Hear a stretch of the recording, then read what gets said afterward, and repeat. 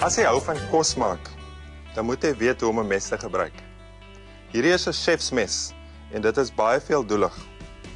As daar een mes is wat jy moet hê in jou kombuis, dan is dit hierdie een. So nou gaan ek jou wys hoe om te kap sonder om jou vingers raak te sny. Die eerste wenk is om jou vingers so te buig sodat die puntjies van jou vingers wegbuis van die mes se lem.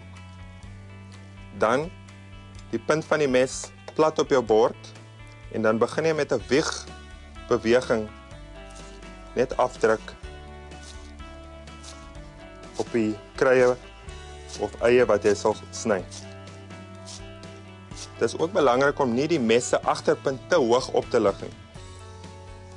En dan jou kneukels van jou vinger, die eerste kneukel hier, gebruik jy ook om jou mes te lei. So jy kan begin deur stadig en jou mes net liggies op te lig en sodra jy gemaklik voel, kan jy al hoe vinniger gaan.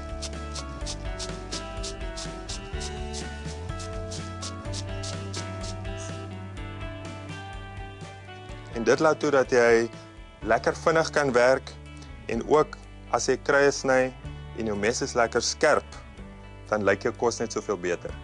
Met oefening en 'n skerp mes, is ek seker jy sal ook dit kan doen.